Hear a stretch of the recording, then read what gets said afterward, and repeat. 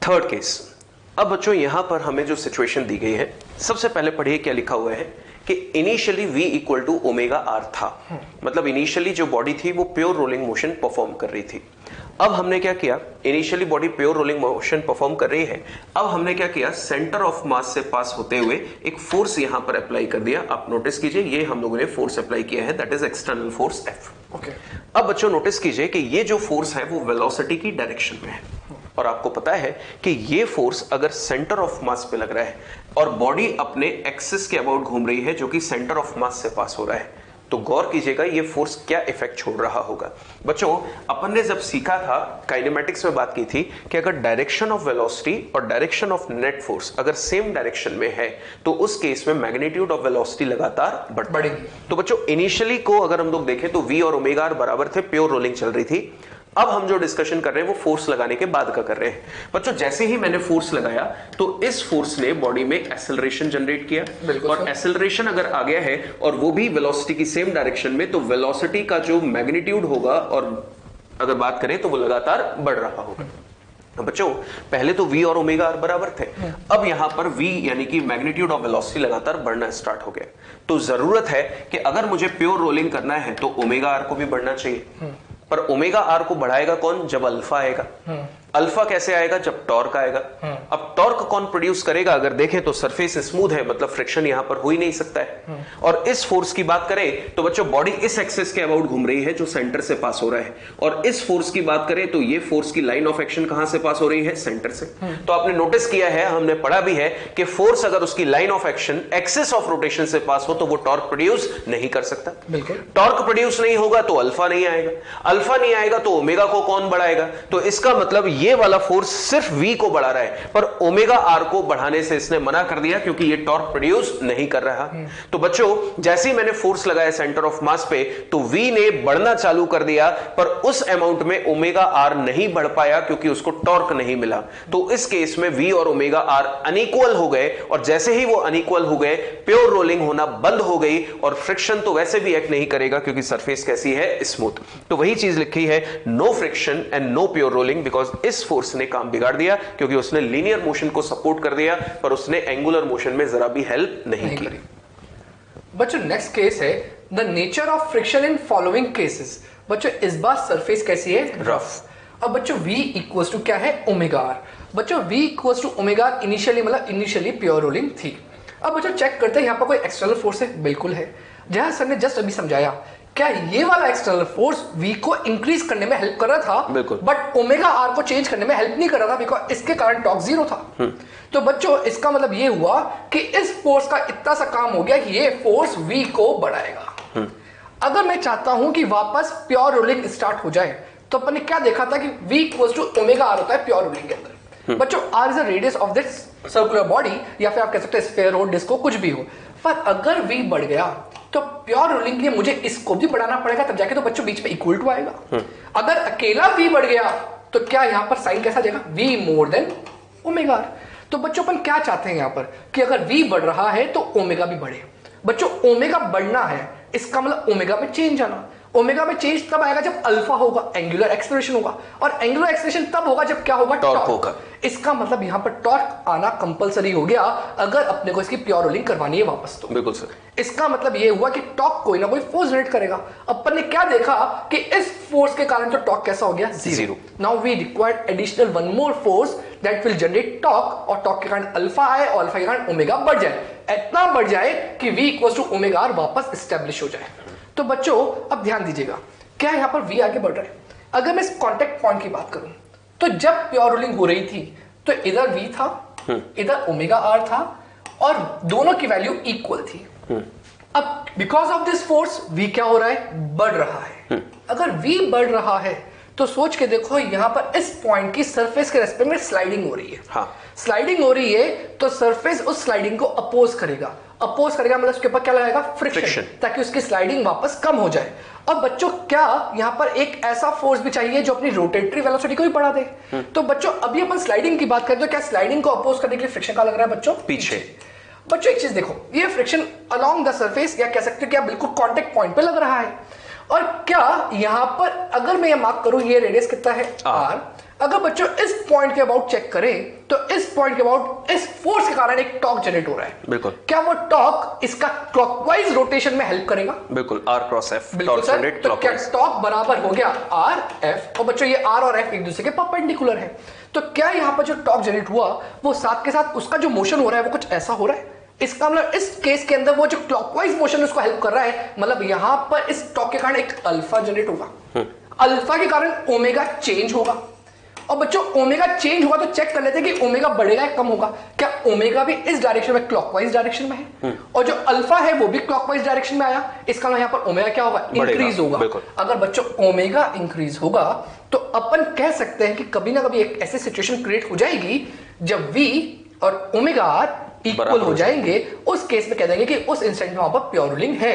तो बच्चों यहां पर V को कम कर रहा था ये फ्रिक्शन, और ये फ्रिक्शन टॉर्क जनरेट करके ओमेगा को इंक्रीज कर रहा था, जिससे ओमेगा आर बढ़ रहा था। और कहीं ना कहीं दोनों एक दूसरे के वापस से बराबर होते ही प्योर रोलिंग स्टार्ट हो जाएगी। तो बच्चों जैसा वही चीज लिखी है, static friction whose value can be lie between 0 and mu sn, 0 minimum value, mu sn maximum value, will act in backward direction, जैसा सर ने प्रूव किया।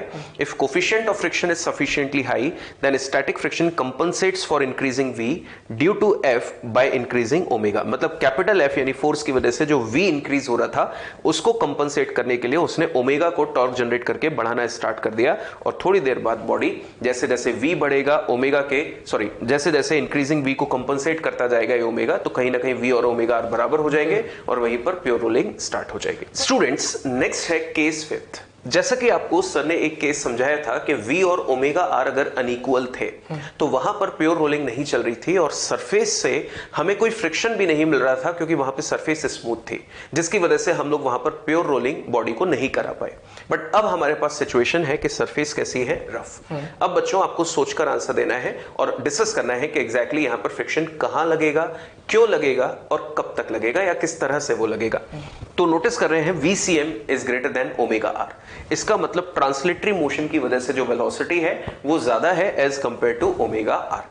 तो ऐसा कोई एग्जांपल बच्चों हम लोग अगर डिस्कस करें तो आप नोटिस करते हैं कि मानकर चलिए हमारी बाइक जो है वो स्पीड में चल रही है और अचानक से कोई चीज सामने आ जाती है तो हम लोग एक सडन ब्रेक अप्लाई करते हैं। या आपने नोटिस किया है कि कार अगर बहुत तेजी से चल रही है, अगर अचानक से हम लोग हैंड ब्रेक खींच देते हैं तो वहां पे जो गाड़ी के टायर हैं वो रोटेट करना बंद कर देते हैं और गाड़ी स्किड होते हुए आगे जाती है। तो बच्चों इमेजिन कीजिए कि गाड़ी अगर चल रही थी, रोल मोशन कर रही थी, अचानक से ब्रेक लगा दिया जाए तो उस केस में गाड़ी का जो टायर है वो सरफेस के रिस्पेक्ट में स्किड करना स्टार्ट करता है। जो हम बहुत डेली लाइफ में बहुत कॉमन ऑब्जर्वेशन है जो हम लोग नोटिस करते हैं। तो बच्चों वही एक एग्जांपल लिखा है कि VCM की वैल्यू ज्यादा है, when we apply sudden brakes then the wheel slides more and rotates less. तो बच्चों नोटिस कीजिए जो हमारे पास बॉटम मोस्ट पॉइंट है ये वाला, इसके पास VCM आगे है, ये मैंने मार्क कर दिया, और इसके पास ओमेगा आर पीछे है, ये मैंने पीछे मार्क कर दिया। बच्चों इनमें से ज्यादा कौन है? VCM। तो बच्चों अगर VCM ज्यादा है तो आंसर दीजिए, VCM अगर ज्यादा है तो रिजल्टेंट वेलोसिटी कहां आएगी? आगे की तरफ। तो यहां पर मैंने लिख दिया VNet, आगे की तरफ आ रही है। एक बार मैंने इसको मार्क कर दिया VNet। अब बच्चों VNet अगर आगे की तरफ आ गई है तो नोटिस कीजिए पॉइंट ऑफ कॉन्टैक्ट जो होगा, पॉइंट ऑफ कांटेक्ट जो होगा वो इस इंस्टेंट पर इस सरफेस के रिस्पेक्ट में कहां स्लिप हो रहा होगा? आगे। कहां स्लिप हो रहा होगा? आगे। तो बच्चों हम लोग जानते हैं कि फ्रिक्शन हमेशा रिलेटिव मोशन का अपोज करता है। तो नोटिस कीजिए जैसे ही पॉइंट ऑफ कांटेक्ट इस पर्टिकुलर सरफेस के रिस्पेक्ट में आगे स्लाइड होने की टेंडेंसी रखेगा, सरफेस रफ है, सरफेस क्या कहेगी कि पॉइंट ऑफ कांटेक्ट अगर मेरे रिस्पेक्ट में आगे जा रहा है तो फ्रिक्शन फोर्स तुम्हें इसको अपोज करना चाहिए। तो फ्रिक्शन इसको अपोज करने के लिए कहां लग जाएगा? पीछे। ये लग गया फ्रिक्शन फोर्स पीछे। अब बच्चों नोटिस कीजिए इस फ्रिक्शन ने क्या किया। बच्चों सबसे पहले ऑब्जर्व कीजिए इस बॉडी पे कोई एक्सटर्नल फोर्स हमने अपनी तरफ से नहीं लगाया है, सिर्फ और सिर्फ यहां पर एक ही फोर्स एक्ट किया, एक्शन में आया, वो कौन सा है? फ्रिक्शन। अब बच्चों फ्रिक्शन क्या कर रहा है? इस ट्रांसलेटरी मोशन की वेलोसिटी के अपोजिट डायरेक्शन में है, जिसकी वजह से ये V को कम करना स्टार्ट करेगा।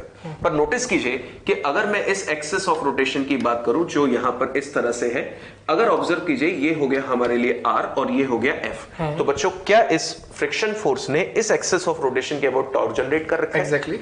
तो नोटिस कीजिए टॉर्क कैसा है, ये है R और फोर्स आगे है तो ये हो गया एक्सेस ऑफ रोटेशन के अबाउट टॉर्क। नोटिस कीजिए कैसा है, R cross F clockwise sense आ रहा है और थंब कहां जा रहा है, इनवर्ड्स। तो क्लॉकवाइज टॉर्क अगर हम लोग नोटिस करें यहां पे जनरेट हो गया है तो अल्फा भी कैसा आएगा, क्लॉकवाइज। बच्चों नोटिस कीजिए ओमेगा क्लॉकवाइज था, अल्फा क्लॉकवाइज है, तो क्या यहां पर इसने ओमेगा को बढ़ाना स्टार्ट कर दिया होगा। तो बच्चों नोटिस कीजिए V को कम कर रहा है और ओमेगा को बढ़ा रहा है। बच्चों नोटिस कीजिए ये कम हो रहा है, ये बढ़ता जा रहा है, ये कम हो रहा है, ये बढ़ता जा रहा है। एक टाइम ऐसा आएगा जब ये कम होते होते और ये बढ़ते बढ़ते एक दूसरे के बराबर हो जाएंगे और जैसे ही ये दोनों एक दूसरे के बराबर होंगे वापस से क्या स्टार्ट हो जाएगी, प्योर रोलिंग। अब बच्चों नोटिस कीजिए वापस से अगर प्योर रोलिंग स्टार्ट हो गई तो अब यहां पे जो फ्रिक्शन लगा वो कौन सा था, किस नेचर का था, उस पर बात करें। बच्चों सबसे पहले VCM ज्यादा था, ओमेगा R कम था, तो V नेट कहां था, आगे की तरफ, पॉइंट ऑफ कॉन्टेक्ट सरफेस के रिस्पेक्ट में स्लाइड कर रहा था और स्लाइड अगर कर रहा था तो उसको रोकने के लिए फ्रिक्शन पीछे जो लगा होगा वो कौन सा होगा, काइनेटिक। और काइनेटिक फ्रिक्शन क्या होता है, म्यू के एन। और जैसे जैसे हमने बात की कि इस काइनेटिक फ्रिक्शन ने इस VCM को कम किया, ओमेगा को बढ़ाया और थोड़ी देर बाद ओमेगा R की वैल्यू किसके बराबर कर दी, VCM के, तो प्योर रोलिंग स्टार्ट हो गई।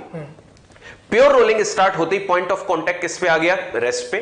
और आपको पता है पॉइंट ऑफ कांटेक्ट अगर रेस्ट पे आ गया तो सरफेस और पॉइंट ऑफ कांटेक्ट एक दूसरे के रिस्पेक्ट में अगर रेस्ट पे आ गए तो अब इनके बीच में जो फ्रिक्शन होगा अगर चाहिए तो वो कौन सा होगा, स्टैटिक। क्योंकि आपको पता है कि स्टैटिक फ्रिक्शन सेल्फ एडजस्टेबल होता है। सेल्फ एडजस्टेबल है तो उसकी जरूरत है तो ही वो लगता है और उसकी जरूरत नहीं है तो वो नहीं लगेगा। तो स्किडिंग के दौरान कौन सा फ्रिक्शन था, काइनेटिक। और जैसे ही उसने प्योर रोलिंग स्टार्ट करा दी तो वापस से वहां पर फ्रिक्शन की जरूरत होगी तो वो स्टैटिक होगा। आई मीन वहां पर अगर स्किडिंग हो रही होगी तो वो काइनेटिक होगा और प्योर रोलिंग स्टार्ट हो गई और V equal to omega R हमेशा बराबर है तो वहां पर फ्रिक्शन को ऐड करने की जरूरत नहीं होगी। अब हम लोग आगे बात कर रहे हैं कि ये अब VCM की वैल्यू कम हो जाए और ओमेगा R की वैल्यू ज्यादा हो जाए। बच्चों जो मैंने बोला एक बार इसको हम लोग यहां पर डिस्कस कर लें। एक बार इस पॉइंट को मैं हटा देता हूं और नोटिस कीजिए क्या लिखा हुआ है, चेक कीजिए। There is relative motion at point of contact, so kinetic friction mu Kn will act in backward direction, जैसा मैंने मार्क किया।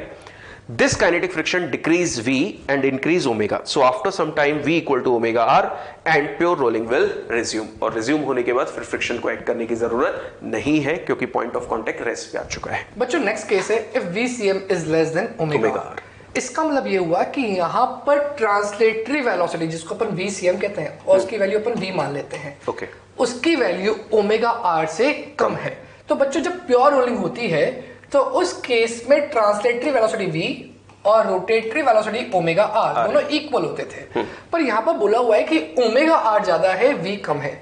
इसका मतलब रोटेशन ज्यादा हो रहा है, ट्रांसलेशन कम हो रहा है। तो बच्चों ऐसा कब देखने को मिलता है, ऐसा तब देखने को मिलता है जब गाड़ी का टायर कीचड़ में फंस जाता है। क्या उस केस के अंदर टायर ज्यादा रोटेट करता है और बहुत कम आगे जाता है, इसका मतलब ट्रांसलेशन कम हुआ और रोटेशन ज्यादा हुआ। तो बच्चों ऐसा क्या हुआ कि यहाँ पर रोटेशन ज्यादा हो गया, ट्रांसलेशन कम हो गया बिकॉज गाड़ी कीचड़ में फंस गई थी। तो बच्चों अपन करते क्या है, अगर गाड़ी को अपने को कीचड़ से बाहर निकालना है तो अपन क्या करेंगे? सर कई तरीके हैं, जैसा आपने बताया कि बॉडी रोटेट ज्यादा कर रही है और ट्रांसलेटरी कम कर रही है, तो मतलब हमें ट्रांसलेटरी मोशन को सपोर्ट करना चाहिए। तो उसके लिए हम लोग सबसे पहला और नोन के हम लोग वहां पर उसको धक्का देते हैं, धक्का आगे की तरफ दे रहे गाड़ी को, जिसकी वजह से हम ट्रांसलेटरी मोशन का सपोर्ट कर रहे हैं। या फिर सर कीचड़ को हम लोग सुखाने की कोशिश करते हैं और कीचड़ को सुखाने के लिए कई तरीके हैं, जैसे उसमें सूखी मिट्टी डाल देते हैं या उसमें कंक्रीट डाल देते हैं। तो सर सूखी मिट्टी या कंक्रीट डालने का कहीं ना कहीं रीजन मुझे फ्रिक्शन से नजर आता है, क्योंकि कीचड़ अगर गीली मिट्टी है तो फ्रिक्शन कम होगा और कंक्रीट डाल रहे हैं मतलब कहीं ना कहीं हम लोग फ्रिक्शन को जनरेट करने की कोशिश कर रहे हैं। तो बच्चों जहां सर ने बोला कि अपन यहाँ पर फ्रिक्शन जनरेट करना चाहते हैं और दूसरा ट्रांसलेटरी मोशन को सपोर्ट करना चाहते हैं, तो बच्चों सोचो ध्यान से, यहाँ पर अभी ओमेगा R मोर देन है V के। इसका मतलब इस पॉइंट पर जो नेट रिजल्टेंट होगा वो लेफ्ट साइड में होगा। बिल्कुल सर। अब बच्चों अगर मैं सरफेस को ग्राउंड मान लेता हूं जिसकी स्पीड अपन 0 कंसीडर कर लेते हैं, तो बच्चों प्योर रोलिंग के लिए ग्राउंड के रिस्पेक्ट में इसकी स्पीड भी क्या होनी चाहिए, 0। इसका मतलब 0 तब होती जब फॉरवर्ड वेलोसिटी और जब बैकवर्ड वेलोसिटी दोनों इक्वल होती। पर बच्चों अभी तो कौन बड़ा है, ओमेगा R बड़ा है और V कैसा है, छोटा है। तो व्हाट आई वांट इज कि V बढ़ जाए और ओमेगा R कम हो जाए, सच दैट किसी ना किसी पॉइंट पे दोनों लेवल पे आ जाए और अगेन जो नेट रिजल्टेंट है इस पॉइंट पे वो क्या हो जाए, 0, ताकि ग्राउंड के रेस्पेक्ट में वो रेस्ट पर है। तो बच्चों यहां पर वही करना है कि V को बढ़ाना है तो बच्चों v को बढ़ाना है, इसका मतलब जो यहां पर टेंडेंसी समझना फ्रिक्शन की कैसी होगी बच्चों, क्या ये पॉइंट फिसल के क्या पीछे जाने की कोशिश कर रहा हो? बिल्कुल सर। तो जो सरफेस है उसका अपोज करेगी उसके फिसलने का, तो क्या फ्रिक्शन आगे लगाएगी? बिल्कुल सर। बच्चों जो फ्रिक्शन आगे लगा है वो क्या v के डायरेक्शन में लगा है, इसका मतलब ये ट्रांसलेटरी मोशन को सपोर्ट कर रहा है, मतलब v को बढ़ाना चाहता है। बिल्कुल। अब बच्चों जब मैंने कहा कि ये बहुत ज्यादा तेजी से पीछे जाने की कोशिश कर रही है बिकॉज ओमेगा ज्यादा है, फ्रिक्शन उसका अपोज कर रहा है, तो कहीं ना कहीं ये फ्रिक्शन ऐसा टॉर्क जनरेट करना चाहिए जो ओमेगा को कम करे। Exactly sir.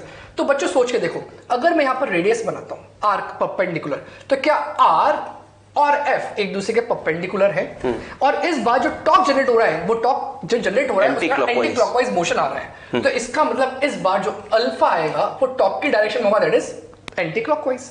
क्या वो ओमेगा के अपोज में है? अच्छा, ओमेगा को कम कर रहा है और v को फ्रिक्शन बढ़ा रहा है। इसका मतलब यहां पर ओमेगा कम होगा because of torque and v बढ़ेगा बिकॉज ऑफ फ्रिक्शन फोर्स। तो बच्चों क्या यहां पर ओमेगा कम होगा, v बढ़ेगा, तो कभी ना कभी तो एक ऐसा लेवल रीच होगा जहां पर नया ओमेगा हो जाएगा ओमेगा डैश आर, नया v हो जाएगा v डैश, और दोनों इक्वल हो गए तो क्या प्योर रोलिंग वापस सस्टेन हो सकती है? बिल्कुल। तो बच्चों यहां पर क्या देखा अपन ने कि जब v कम था तो अपन ने एक ऐसा फ्रिक्शन यहां पर जनरेट हुआ जो v को सपोर्ट कर रहा था, और जब v ज्यादा था ओमेगा आर से तब ऐसा फ्रिक्शन जनरेट हुआ था जो v को अपोज कर रहा था और ओमेगा आर को सपोर्ट कर रहा था। तो बच्चों जब भी आपको ऐसी कोई कंडीशन मिल जाए आप जरूर चेक करना कौन ज्यादा है, जो ज्यादा है उसका तो अपोज करना है, जो कम है उसका सपोर्ट करना है, उस डायरेक्शन में फ्रिक्शन लगाओ, अपने आप कुछ टाइम के बाद प्योर रोलिंग सस्टेन हो जाएगी। अच्छा सर, यहां पर भी हम लोग ऐसा बोल सकते हैं कि इनिशियली जब पॉइंट ऑफ कांटेक्ट स्लिप हो रहा था ग्राउंड के रिस्पेक्ट में, तो क्या काइनेटिक फ्रिक्शन एक्ट कर रहा था? बिल्कुल सर, क्योंकि वो स्लिप हो रहा है। अच्छा। और स्लिप हो रहा है तो ऑब्वियसली बात है यहां पर रिलेटिव मोशन हो गया, मतलब काइनेटिक फ्रिक्शन आ गया। और जैसे ही वहां पर प्योर रोलिंग स्टार्ट हो जाएगी तो पॉइंट ऑफ कांटेक्ट किस पे आ जाएगा? रेस्ट पे। तो हो सकता है वहां फ्रिक्शन लगना बंद भी हो जाए। बिल्कुल सर। तो ऑब्जर्व कीजिए बच्चों, वही चीज लिखी हुई है, there is relative motion at point of contact, so kinetic friction will act in forward direction। Sir ने प्रूफ किया this kinetic friction increase v and decrease omega, और after some time v equal to omega r। बच्चों ये v equal to omega r ये सब instant वाली velocities है कि जब बढ़ने और घटने के बाद जो वेलोसिटीज होंगी वो आपस में इक्वल हो गई and pure rolling will resume. अब बच्चों नोटिस कीजिए, हम लोग हर बार नोटिस कर रहे हैं कि फ्रिक्शन वहां पर रफ सरफेस है तो वो किस तरह से काम कर रहे हैं। अब हम लोग एक ऐसा केस डिस्कस कर रहे हैं, केस 7, कुछ भी नहीं लिखा है बच्चों इसमें। केस 7 में बस इतना सा लिखा हुआ है कि ट्रांसलेशनल मोशन की वजह से वेलोसिटी v है और रोटेटरी मोशन की वजह से एंगुलर वेलोसिटी ओमेगा है। बच्चों हमने नोटिस किया कि बॉडी रफ सरफेस पे है, तो कहीं ना कहीं v और ओमेगा r जब अनइक्वल हो जाते हैं तो रफ सरफेस अगर है तो वहां पे फ्रिक्शन हमारी हेल्प करता है प्योर रोलिंग रिज्यूम करने के लिए।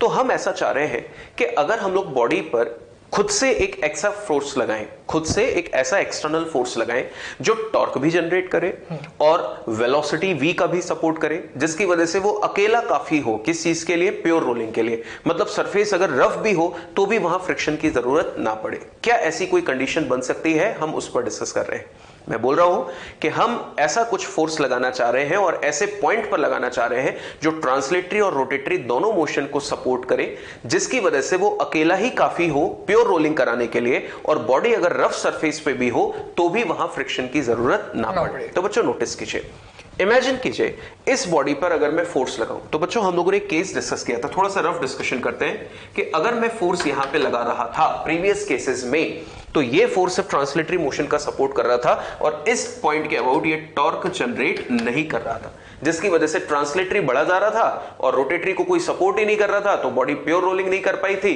तो हो सकता था कि वहां फ्रिक्शन को आना पड़ता। अब हम लोग सोच रहे हैं कि ये सब मत करो, अब हम लोग इस फोर्स की डायरेक्शन बदलो या फोर्स का पॉइंट ऑफ एप्लीकेशन बदलो। बच्चों मैं सोचता हूं कि अगर हम लोग यहां पर एक पॉइंट P कंसीडर करें और मान लेते हैं कि ये पॉइंट P यहां से x डिस्टेंस पे हम लोगों ने कंसीडर किया, और मैं इस पॉइंट पर यानी कि यहां से मैं फोर्स लगाना स्टार्ट करूं एक्सटर्नली। तो बच्चों अब इस फोर्स का काम देखिए ये क्या है। हम क्या चाहते हैं कि पॉइंट ऑफ कांटेक्ट पे जो ग्राउंड के रिस्पेक्ट में वेलोसिटी है वो क्या रहे? 0। तो उसके लिए हमारा टारगेट है कि v और ओमेगा r जिस इंस्टेंट पर भी ऑब्जर्व करेंगे हमेशा बराबर हो। तो बच्चों नोटिस कीजिए, क्या ये फोर्स वेलोसिटी की डायरेक्शन में है? और अगर फोर्स वेलोसिटी की डायरेक्शन में है तो हम पढ़ चुके हैं ये मोशन का सपोर्ट करेगा, कौन से वाले? ट्रांसलेटरी का, और v को लगातार बढ़ाएगा।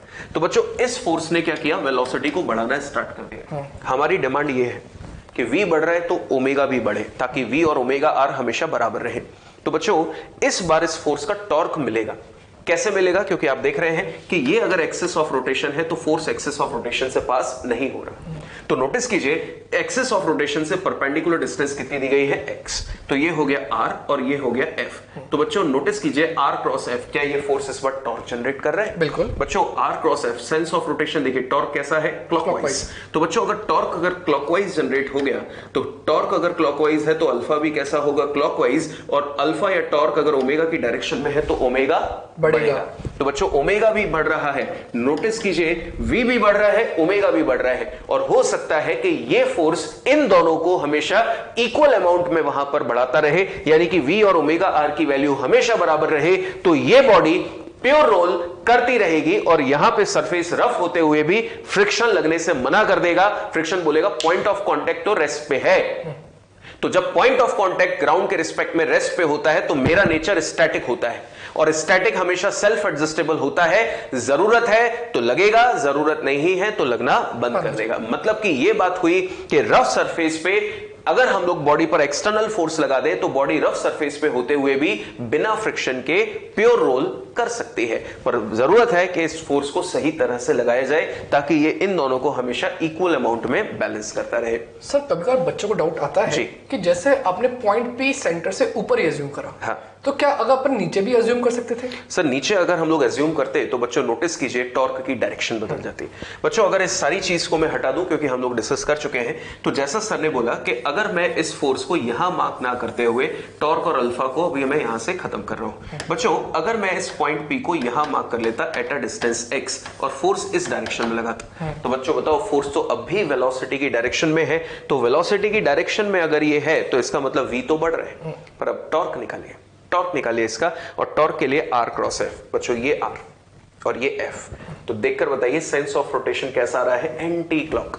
मतलब टॉर्क जो है वो एंटी क्लॉकवाइज डायरेक्शन में जनरेट हो रहा है। और टॉर्क अगर एंटी क्लॉकवाइज है और मोशन एंगुलर मोशन क्लॉकवाइज है तो इसने क्या किया? एंगुलर रिटार्डेशन, जिसकी वजह से ओमेगा कम हो जाएगा। तो बच्चों ओमेगा अब बढ़ नहीं रहा है, ओमेगा उल्टा कम होने लग गया, जिसकी वजह से प्योर रोलिंग मोशन नहीं होगी। अब यहां पर अगर सरफेस रफ है तो फ्रिक्शन को आना पड़ेगा। अब बोलेगा फ्रिक्शन मेरी जरूरत पड़ रही है क्योंकि ये वाला जो फोर्स है वो सिर्फ एक ही मोशन को सपोर्ट कर रहा है, रोटेटरी मोशन को सपोर्ट कौन करेगा? तो फ्रिक्शन बोलेगा मैं आऊंगा और मैं यहां पर सपोर्ट करूंगा, तो उस केस में फिर फ्रिक्शन लगेगा। तो वही बात बच्चों हमने बोली कि फोर्स को सही तरह से लगाइए जिससे वो ट्रांसलेटरी और रोटेटरी दोनों को इक्वल अमाउंट में सपोर्ट करे।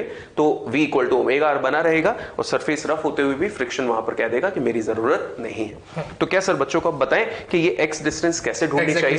क्योंकि अब बच्चे पूछ रहे हैं या बच्चे सोच रहे होंगे कि सर ये तो बता दिया कि फोर्स हमें सही तरह से लगाना चाहिए, पर वो सही तरह से कहां लगाना चाहिए? तो बच्चों वही चीज हम लोग अब डिस्कस कर रहे हैं। बच्चों इसको क्वेश्चन के फॉर्म में डिस्कस कर रहे हैं। अ rigid body of mass m and radius small r rolls without slipping on a rough surface। इसका मतलब यहाँ पर प्योर रोलिंग हो रही है, क्योंकि सर ने आपको एक वर्ड समझाया था रोल्स विदाउट स्लिपिंग। इसका मतलब ये हुआ कि pure rolling on a rough surface. A force is acting on a rigid body at a distance x from the centre as shown in figure. Find the value of x so that static friction is 0।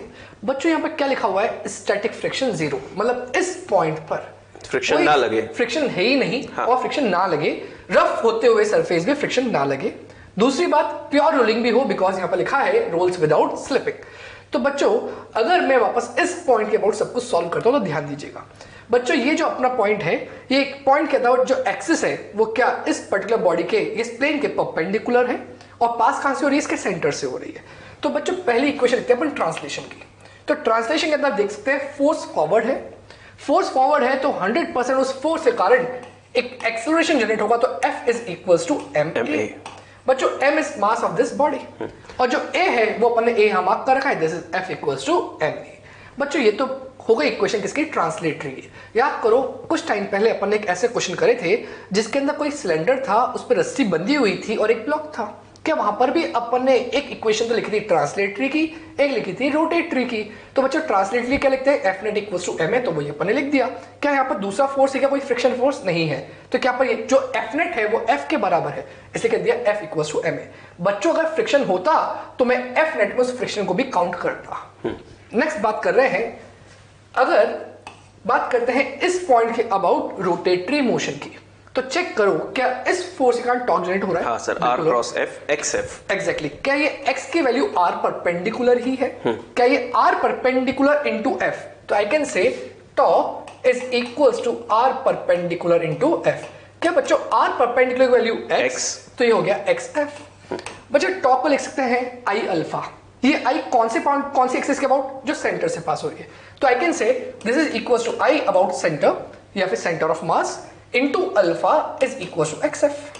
अब sir इसमें I तो हम लोग लिख नहीं सकते क्योंकि rigid body का शेप नहीं बताया। बिल्कुल। तो क्या आई की फॉर्म में आंसर छोड़ दें? बिल्कुल सर, छोड़ सकते हैं। तो बच्चों यहां लिख दिया I about centre of mass alpha equal to X F. क्या बच्चों अल्फा को तो लिख सकते हैं अपन ए बाय आर।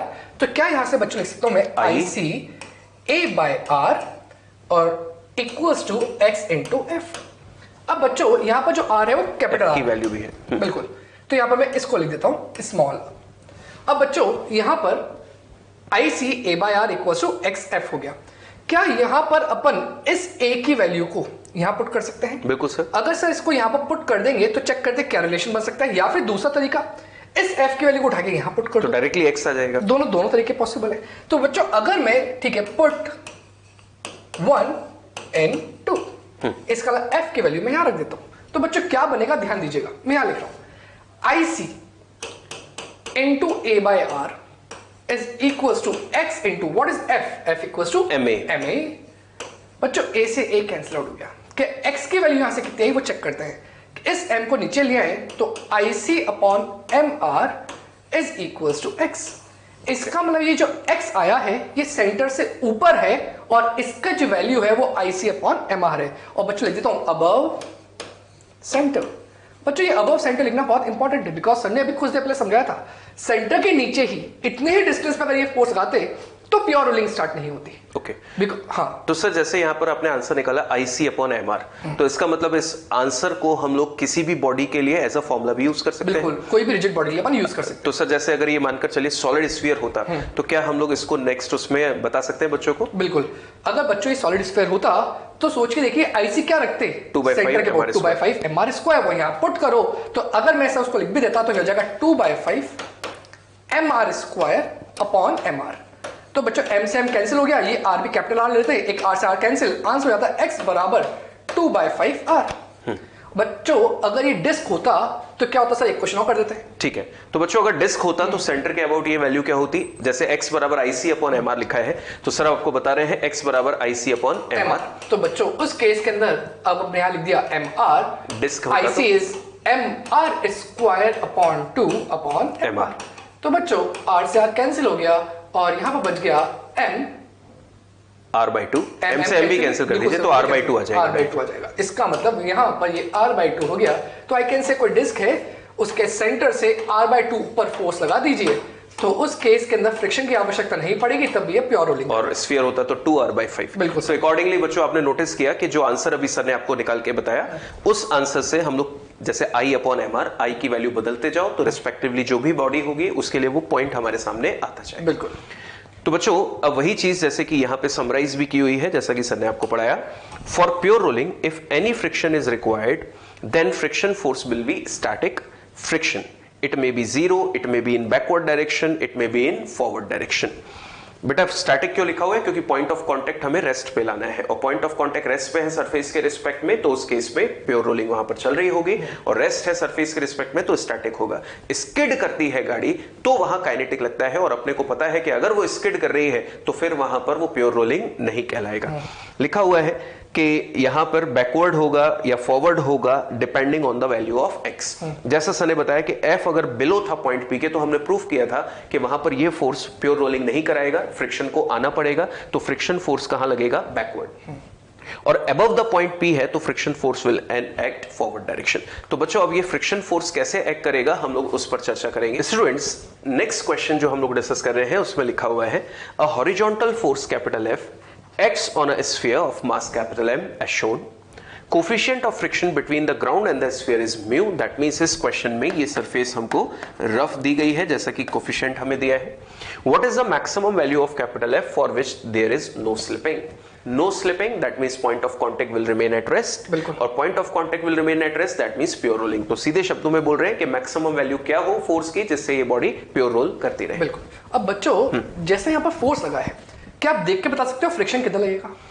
सर इसमें जैसे कि हम लोगों ने एक प्रीवियस पॉइंट पढ़ा था, अगर ये हमारे पास सॉलिड स्फीयर है तो फोर्स की जो सेंटर से डिस्टेंस आई थी वो 2r/5 आई थी। बिल्कुल। तो 2r/5 पे लगाते तो फ्रिक्शन की जरूरत नहीं पड़ती। हाँ। पर इस बार अपन ने फोर्स जो लगाया वो टॉप पे लगाया, मतलब 2r/5 पे नहीं लगाया। Exactly। तो इसका मतलब यहाँ फ्रिक्शन को लगना चाहिए। एग्जैक्टली। और सर फ्रिक्शन को लगना चाहिए तो वो जो 2r/5 वाला जो पॉइंट होगा वो यहाँ पे ही होगा। बिल्कुल सर। और सर इससे जस्ट पहले अभी अपने बच्चों को बताया, बच्चों उसी चीज को आपस रिपीट कर रहे हैं कि यहां पर आपने क्या देखा था कि अगर if force is below the point P then friction force will act in backward direction, और above the point P friction force will act in the forward direction. तो बताओ नेक्स्ट क्वेश्चन के अंदर जो अपन ने ये पॉइंट P को कह रहे हैं बच्चों, जो 2r/5 है, जो फोर्स लगाया वो उसके ऊपर लगाया या नीचे लगाया? ऊपर लगाया। इसका मतलब अपन ने पॉइंट P के ऊपर लगाया है, इसका मतलब फ्रिक्शन जो होगा यहां पर वो फॉरवर्ड डायरेक्शन में होगा। अगर पॉइंट P के नीचे होता कहीं पर भी तो फ्रिक्शन कहां होता बच्चों? बैकवर्ड डायरेक्शन में। तो बच्चों एक तरीका तो ये है पहचानने का फ्रिक्शन कहां लगेगा, दूसरा तरीका सर आपको बताएंगे। बिल्कुल।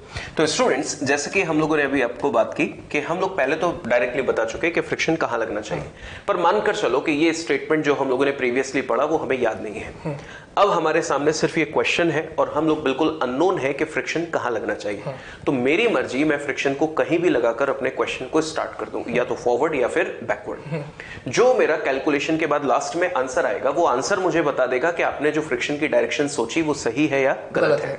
बच्चों इमेजिन कीजिए कि मैं अगर इसमें फ्रिक्शन कहीं भी मानकर सॉल्व करूं, लास्ट में अगर मेरा आंसर फ्रिक्शन बराबर पॉजिटिव वैल्यू आया, इसका मतलब मैंने जो फ्रिक्शन की डायरेक्शन कंसीडर की वो एकदम परफेक्ट है, अजम्पशन ट्रू है। और अगर मैंने क्वेश्चन सॉल्व करते हुए फ्रिक्शन का फाइनल आंसर नेगेटिव निकाल दिया, इसका मतलब फ्रिक्शन की जो डायरेक्शन मैंने कंसीडर की थी वो गलत थी, उसके अपोजिट कंसीडर करनी चाहिए थी।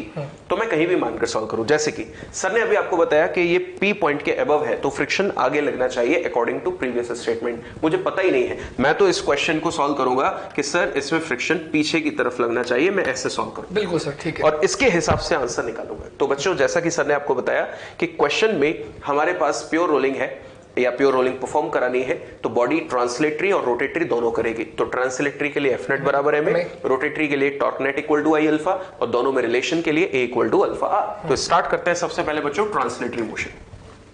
बच्चों ट्रांसलेटरी मोशन में हमें टॉर्क देखना होगा या फोर्स देखना होगा? फोर्स। बच्चों फोर्स अगर आगे है और एक फोर्स पीछे है तो रिजल्टेंट जो होगा वो दोनों का सब्ट्रैक्शन होगा। मान लीजिए capital F minus small F, तो एफ नेट बराबर एम में आगे वाला फोर्स माइनस पीछे वाला force is equal to mass into acceleration. बिल्कुल। ये तो हो गया बच्चों हमारे पास इक्वेशन नंबर फर्स्ट। बिल्कुल। अब बात कर रहे हैं बच्चों इक्वेशन नंबर सेकंड की, that is net torque is equal to I alpha. ठीक है बच्चों हम लोग एक्सिस ऑफ रोटेशन वापस से यही कंसीडर कर रहे हैं।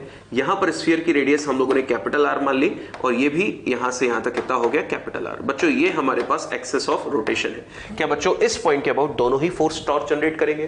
टॉर्क की डायरेक्शन देखें, इसके लिए ये आर और ये एफ, सेंस ऑफ रोटेशन बच्चों clockwise, R cross F. Clockwise है तो टॉर्क कैसा हो गया? नेगेटिव। और बच्चों इसके लिए भी देखें तो R cross F, sense of rotation कैसा हो गया इसका भी? क्लॉकवाइज। मतलब दोनों की दोनों क्लॉकवाइज टॉर्क जनरेट कर रहे हैं, एक दूसरे को सपोर्ट कर रहे हैं। तो बच्चों इसका आर कैपिटल एफ और इसका आर स्मॉल एफ, और दोनों सपोर्टिव है तो आपस में ऐड हो जाएंगे। तो बच्चों आर कैपिटल एफ और दूसरा जो होगा वो आर स्मॉल एफ। बच्चों मैंने सिर्फ मैग्नीट्यूड लिखा है क्योंकि आगे भी हम लोग अगर सॉल्व करते तो ये आर एफ और ये आर एफ दोनों क्लॉकवाइज थे, तो हो सकता है माइनस साइन हमको लगाना होता, तो अल्फा भी कैसा होता? माइनस। माइनस से माइनस कैंसिल हो जाते तो एट लास्ट सबकी सब पॉजिटिव इज इक्वल टू बच्चों आई। क्या दिया है आपको? Solid sphere. स्फीयर लिखा है ओनली, और स्फीयर अगर हमें जनरली क्वेश्चन में अकेला लिखा हुआ मिला है तो हम उसको सॉलिड कंसीडर करें। तो सॉलिड स्फीयर का moment of inertia students 2/5 mr²। और बच्चों व्हाट्स अबाउट अल्फा? अल्फा को हम लोग क्या लिख सकते हैं? a/r to establish the relation between these two. तो अल्फा को मैंने लिख दिया a/r। अब बच्चों जो चीजें हमारे पास हैं उनको हम लोग सिंप्लीफाई कर लेते हैं। सबसे पहले बच्चों इस r से ये r कैंसिल, फिर ये वाला r, ये वाला r और ये वाला r कैंसिल, तो इक्वेशन बन गई f plus small f is equal to हमारे पास आ गया 2/5 ma। बच्चों नोटिस कीजिए, एक इक्वेशन हमारे पास ये है और एक इक्वेशन ये है। इक्वेशन नंबर फर्स्ट इसको बोल देते हैं और ये इक्वेशन नंबर सेकंड। बच्चों मैं सबसे पहले आपको यहाँ पर फ्रिक्शन प्रूफ करके बता रहा हूँ कि एग्जैक्टली फ्रिक्शन की जो वैल्यू आएगी वो क्या आएगी। बच्चों क्या इन दोनों को ऐड कर दें? ऐड करेंगे उसका फ्रिक्शन कैंसिल हो जाएगा। अच्छा, तो अपन वहां से कैपिटल एफ निकाल के वैल्यू प्लेस करके एफ निकाल सकते हैं। अच्छा, इसमें अगर हमको डायरेक्टली एफ निकालना है तो सब्ट्रैक्ट कर देते हैं सर, बिल्कुल ठीक है ना। तो equation number 1 minus equation number 2, sir please यहाँ पर आप सॉल्व कीजिएगा। बिल्कुल, तो जैसे इसको माइनस करेंगे तो बच्चों क्या बचेगा, यहाँ माइनस, यहाँ माइनस और यहाँ माइनस। क्या बच्चों minus F plus F cancel हो जाएगा, minus small F minus small F minus 2f, minus 2f। बच्चों माइनस 2/5 ma प्लस ma, तो क्या ma माइनस 2/5 ma, तो क्या बन जाएगा 3/5 ma। बिल्कुल बच्चों मैंने डायरेक्टली लिख दिया सॉल्व करके, यहाँ पर मैं लिख भी देता हूँ ma माइनस 2/5 ma। बच्चों कितना बचेगा 3/5 ma। बच्चों यहाँ से जब मेरे पास f आया वो कितना हुआ minus 3/10 ma। Sir friction negative आ गया। बिल्कुल सर, जैसा आपने कहा था कि जब फ्रिक्शन नेगेटिव आएगा इसका जो आपने अजम्पशन लिया है वो गलत है, उसका जस्ट अपोजिट डायरेक्शन कर दो, वो आपका सही आंसर है। बच्चों मैग्नीट्यूड सही है। मतलब सर डायरेक्शन अगर इसका फिगर करेक्ट कर दें हम लोग तो ये फोर्स अगर कैपिटल एफ आगे है तो मैंने जो फ्रिक्शन की डायरेक्शन मानी वो गलत है क्योंकि आंसर नेगेटिव है। मतलब फ्रिक्शन इस क्वेश्चन में आगे लगना चाहिए था, जैसा आपने स्टार्टिंग में ही बता दिया था कि पी पॉइंट के ऊपर था फोर्स तो फ्रिक्शन आगे लगेगा। अब बच्चों यहाँ पर अपने पास एफ आ गया, क्या स्मॉल एफ की वैल्यू अपने को मिल चुकी है। अगर बच्चों मैं यहाँ से एम ए की वैल्यू निकालता हूँ तो बच्चों यहाँ से एम ए कितना आएगा 10f/3 और माइनस के साथ, तो अपन लिख सकते हैं एम ए की वैल्यू हो जाएगी माइनस 10f/3। बच्चों इस वैल्यू को उठा के वापस मैं फर्स्ट में रख रहा हूं तो कैपिटल एफ आ जाएगा। बिल्कुल, तो यहां से मेरे पास कैपिटल एफ की value in terms of small F आ जाएगी। तो बच्चों देखो क्या बनेगा, क्या इसको यहां रख दे तो बच्चा बनेगा एफ। बच्चों मैं साथ साथ इस वैल्यू को राइट साइड लेके जा रहा हूं तो बन गया स्मॉल एफ पॉजिटिव, ये एम ए की वैल्यू यहां पुट कर रहा हूं माइनस 10f/3। क्या बच्चों यहां से अपने पास जो आंसर आया वो कितना आएगा माइनस 7f/3। बच्चों आप जानते हो माइनस क्यों आ रहा है, बिकॉज फ्रिक्शन अपन ने अपोजिट डायरेक्शन में लिया। इसका मतलब अगर मैं से मैग्नीट्यूड चेक करूं तो मैग्नीट्यूड वैल्यू 7f/3 आएगी। अगर मैं साइड डायरेक्शन लेता तो फ्रिक्शन ऑटोमेटिकली नेगेटिव होके क्या बन जाता 7f/3। अब बच्चों यहां पर लिखा हुआ है एक term what is the maximum value of F. अब बच्चों मैक्सिमम वैल्यू ऑफ एफ किसके ऊपर डिपेंड कर रहा है, फ्रिक्शन के ऊपर। बताओ फ्रिक्शन की मैक्सिमम वैल्यू क्या म्यू होगी, N that is limiting friction की मैक्सिमम वैल्यू। इसका मतलब यहां पर अगर मेरे को फोर्स की मैक्सिमम वैल्यू लेनी है तो मुझे फ्रिक्शन की भी मैक्सिमम वैल्यू लेनी पड़ेगी, दैट इज म्यू एन। तो बच्चों उसी को आगे नेक्स्ट स्लाइड में कर दीजिए। बिल्कुल सर, नेक्स्ट स्लाइड में कर दीजिए 7f/3। तो f इक्वल्स टू हो जाएगा 7f/3। बच्चों मुझे बोला है f max, अगर f max बोला है इसका मतलब फ्रिक्शन भी कैसा होना चाहिए maximum value is mu into normal, और नॉर्मल mg के बराबर है। बिल्कुल, तो normal is mu into normal is equals to mg। ये आंसर हो ये इसका आंसर हो गया। इसका मतलब मैक्सिमम अमाउंट ऑफ फोर्स जो आप लगा सकते हैं वो इतना ही लगा सकते हैं। बिल्कुल। तो स्टूडेंट्स आपने नोटिस किया कि हमारे सामने जो भी क्वेश्चंस होंगे आप कैसे भी वहां पर फ्रिक्शन को मार्क करके स्टार्ट कर दीजिए। जरूरी नहीं है कि आप किसी स्टेटमेंट को रटे कि पी पॉइंट के ऊपर है तो फ्रिक्शन फॉरवर्ड हो या नीचे है तो बैकवर्ड हो। आप अपना वहां पर क्वेश्चन को जैसा भी वहां पर आपको दिया है खुद से स्टार्ट कर दे, फ्रिक्शन कहीं भी लगा के, जैसा आपने प्रीवियसली नोटिस किया। अपने आप आपको आंसर रिफ्लेक्ट कर देगा कि फ्रिक्शन की डायरेक्शन आपने सही या गलत कैसे की है।